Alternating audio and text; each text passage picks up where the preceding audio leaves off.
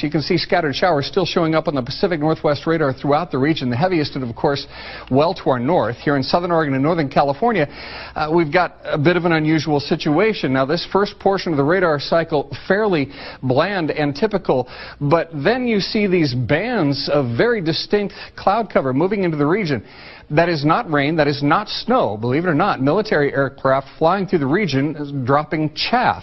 Small bits of aluminum, sometimes it's made of plastic, or even metallicized paper products, but it's used as an anti-radar issue, and obviously they're up there practicing. Now, they won't confirm that, but I was in the Marine Corps for many years, and I'll tell you right now, that's what it is. Before we get into this video, I'd like to state a couple things. Every once in a while, I'll do a search on Lookout for Charlie, just to see what's going on out there. It's not like I'm searching my channel name all the time. It's just once in a while I'll do a search and see if there's returns, what's popping up, what's not popping up. Is my website even showing up? What's going on? You know, and that normally isn't, because my SSL certificates are always broken. I will fix them, and then they will be broken the next day. And then that means that it won't show up in search results, right? Kind of funny. But anyway, this last search, I saw some really funky shit that I need to address. And I need to say this: if you do not hear me say things, do not believe it. Do not believe it at all. A while back, I saw one where it said, look out for Charlie. And I'm not talking about this stuff anymore, but I'm just addressing this stuff because of the post-2020 YouTube thing on medical misinformation and all that. I'm just not talking about it anymore. I'll begin talking about this on another platform somewhere, or maybe on my own website if I can fix this SSL certificate plague. But anyway, someone said that Lookout for Charlie claims a cure for electrohypersensitivity symptoms, right? He says, unfortunately, it calls for a high dose of iodine. And this high dose of iodine is very toxic and shocking to the system. Look, iodine and SSKI, aka potassium iodide, are not the same things. And I never even told you what dose to take. I said that somebody should treat themselves as though they have sporotrichosis. So, you know, that's really deceptive. And then I found another one. I'm going to show this to you real quick. Now, I don't go through and read these and check them out. I'm just looking at the title. And it says, Look Out for Charlie. And it makes it look like this is a quote from me. Perps are paid to promote mental health hoax. Okay, I don't use the term perp at all. Nowhere in the video that I did on the mental health thing, my last video, nowhere did I say that perps are paid to promote mental health hoax. That sounds totally stangawky. You know what I'm saying? Don't believe anything unless it comes out of my mouth. Something like this, I did not say that. So with that said, let's move on. I want to talk about the trails in the sky. There are a lot of uses for these trails. You can use them for all kinds of things. Back in the day, people thought it was specifically for geoengineering. But that really isn't the case. You know, it's used to deflect radar, to screw up radar. It can be used to make the sky conductive, to bounce signals, to do many, many things. You can put bio things into the air. You can put all kinds of crazy things, and I've been studying these for many, many years, because everything that is in the air eventually comes down, regardless of how small the particle is. This began long time ago, but it really started to become normal and heavy in the late 90s and early 2000s, depending on the area you were in.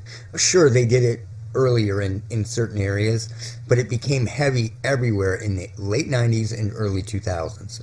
I remember seeing them in Florida. And then when I was home one day, late 90s, I was walking out of a friend's apartment, and I was walking across this parking lot, and it was evening, and this plane was laying down this thick trail, and I thought it was a Skyrider.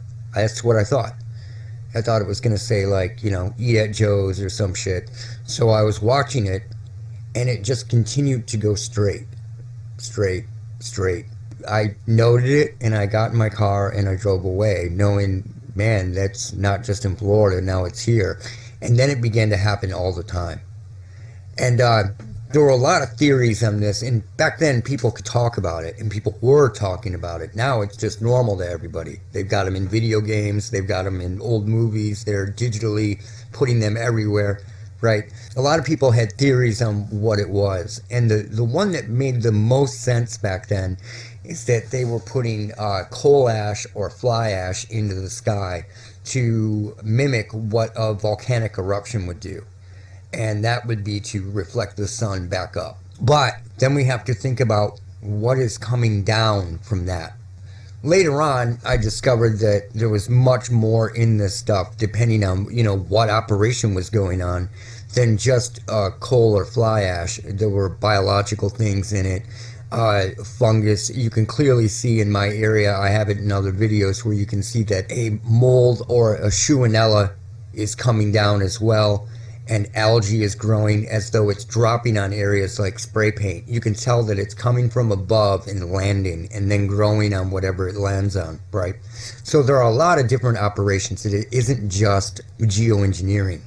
There are different angles to this.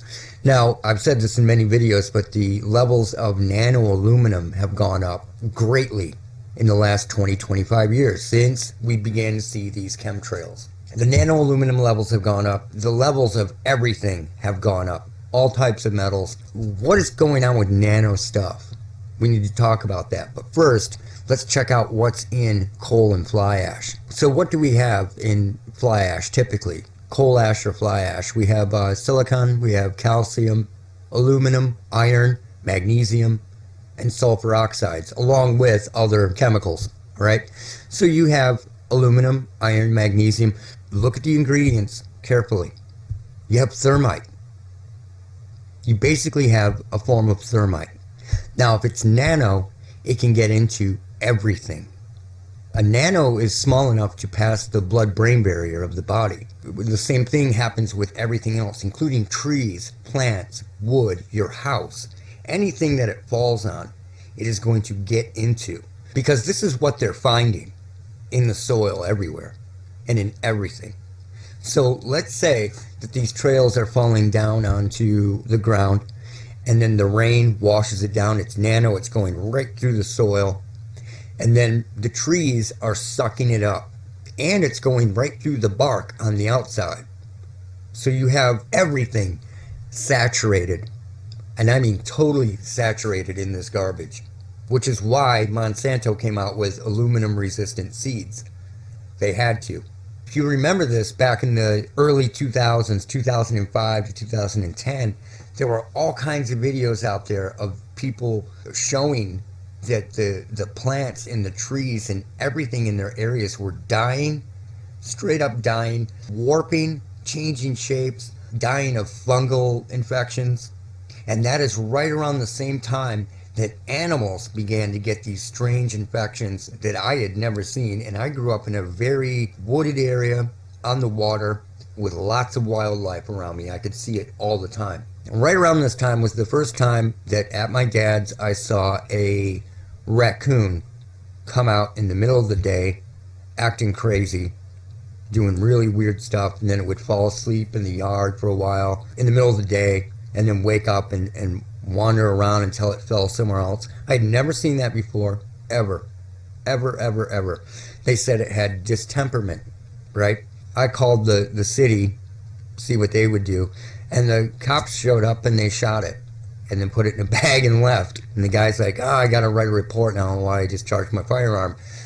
Pretty crazy.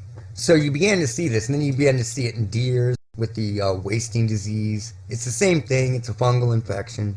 And what they were calling distemperament looked more like a fungal infection had gotten into the brain. Something that came down from above, and I truly believe that. And it happened again right after I moved here. A raccoon had came down out of the trees doing the exact same thing, and I knew right away exactly what it was. And that's very odd when you had never seen it before in your entire life. And then you begin to see these things. You have to take note of it. And then, suddenly we have this new disease with deer. where the deer are dying of chronic wasting disease, which is the same thing, and some of them behave the exact same way. Then you have the video where that guy has to shoot the moose. The moose is attacking him, and it's really attacking his snowmobile. So he ends up having to shoot the moose because it's doing the same thing as the raccoon and the deer are doing. You know, this is all crap coming down from above. But anyway, let's get back to the metal. The metal is getting into everything. And what you have is you basically have thermite. It's basically aluminum and iron oxide. And when this stuff is nano, it can get into and build up in anything. And when it's ignited, it is very, very hot and very, very hard to put out. So you have everything burning from the inside, right? Now, this is where I'm going to talk about what Jeff Snyder talks about on his videos. If you look it up, you can find tons of trees burning from the inside out. And it doesn't make any sense. And a lot of these aren't, you know, like a fire that came into a hole. Literally, the firefighters will have to feel the tree, feel for the heat. And if it's hot, they know it's burning from the inside. The roots burn, everything burns. I just watched Jeff Snyder's new video where he is showing the Maui people. And this guy's sewer system burned all through the ground.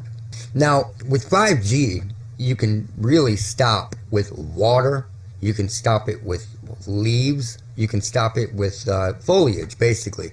That's why they went around cutting down a bunch of trees for the whole 5G rollout, because the frequencies are so short. These are millimeter waves, so they are very easy to block out. It's not like an ELF signal. An ELF signal, you can't stop it. Like I've said before, it's like putting a tissue paper in front of a semi.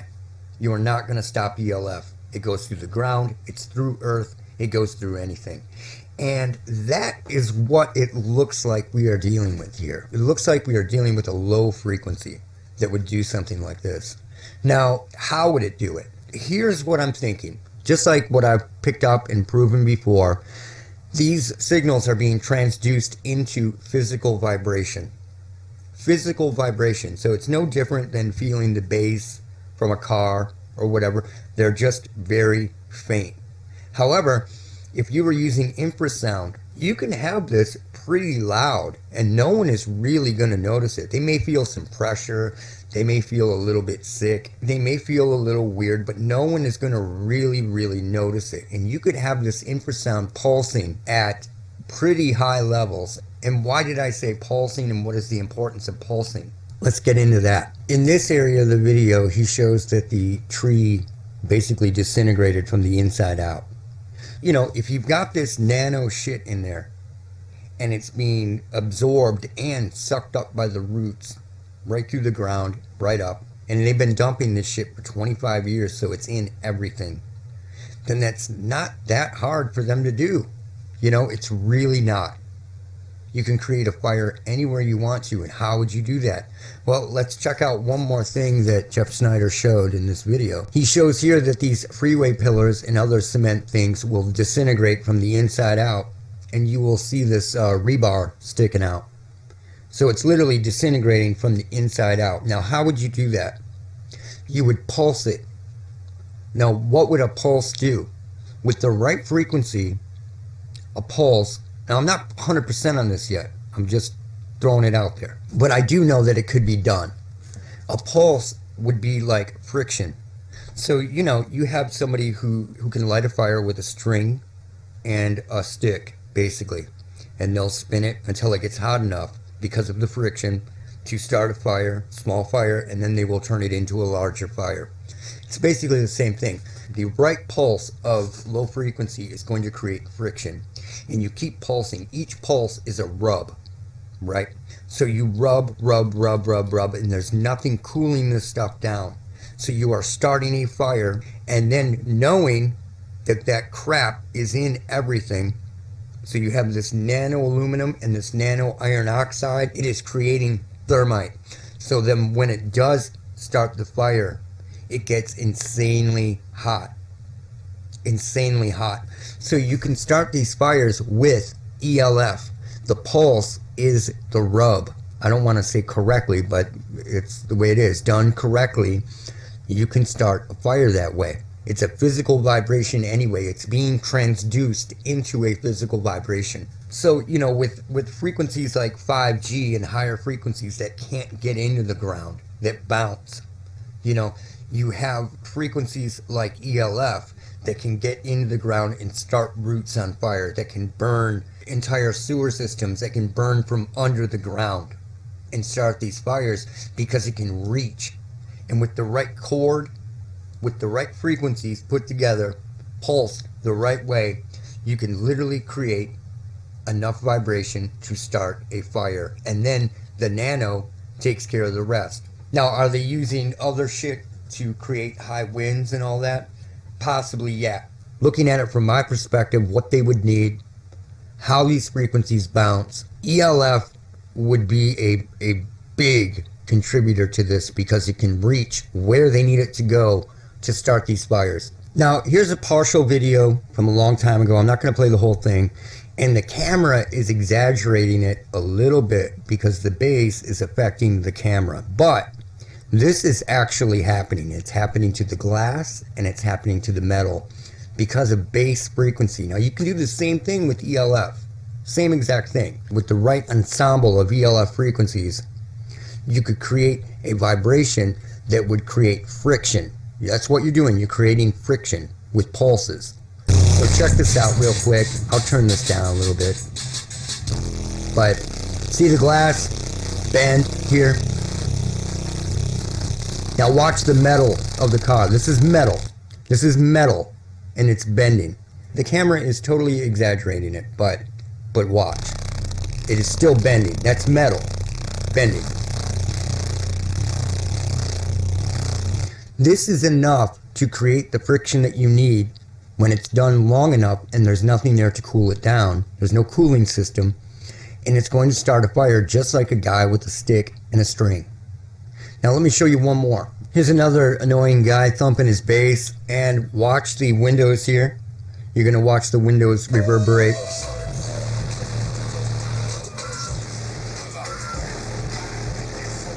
Now you can pick this up from the ELF frequencies on a window in a home. I've proven this before. I've recorded the picture window in my home and picked up frequencies bouncing off the window, doing just not that violently. Now, if you wanted to, underground, wherever, nobody's going to notice this. And you can create the friction that is needed to ignite this fucking thermite that they basically put on and in everything around. Here's a little experiment that you can do, and it didn't really happen before that I noticed. Very strange. But if you take room temperature water in a plastic water bottle and you pour it out while you're holding the bottle, just from the water moving through the bottle, you can feel it heat up your hand just momentarily. You can literally, the friction of the water on the bottle will heat up and it will heat your hand. So think about taking the right pulses and pulsing underground and igniting all of this thermite and this crap that has gotten in and on everything. You can start fires that you just cannot put out, that are literally coming from the inside out. It's a very diabolical thing to do, but it's not like they're not going to do it just because it's diabolical. So I do believe that Jeff Snyder is onto something. I've watched a lot of his videos for a long time, just checking them out, and I have studied chemtrails for a long time, what they are and what they're really doing with them, and they're doing multiple things with them. I have dealt with mystery fires. If anybody remembers that, I went to take a nap and a mystery fire broke out like 20 feet from my bedroom for absolutely no reason.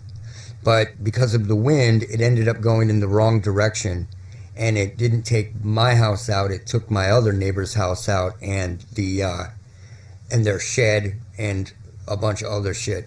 Very crazy, very bizarre. Just during that time, a garage had burned down the street, and another house had burned down, which was totally weird to have these other structures burning down, and then another house down the street. And then right after that, it never happened again. Never ever happened again. Very bizarre, very strange to have this this rash of mystery fires and then just have it all stop. So I think he's on to something. I think that because of what's happening, because it's what's happening from the inside out, that I think ELF should be looked into. The right pulse rate of ELF. You're looking for a friction to ignite the match that you've created by dumping all of this garbage on and in everything. That's what's making sense to me right now. Supposed to do some SWAT rat testing with a friend soon. I also have some other videos that I need to put together and release, but I'm just pressed for time. I'll probably be back after the holidays. And that's it for now. Look out for Charlie. That's it for now. Look out for Charlie. Oh man, I like this kid. This fucking guy's crazy. Look out for Charlie. Charlie, what that son of a bitch did. I want him dead.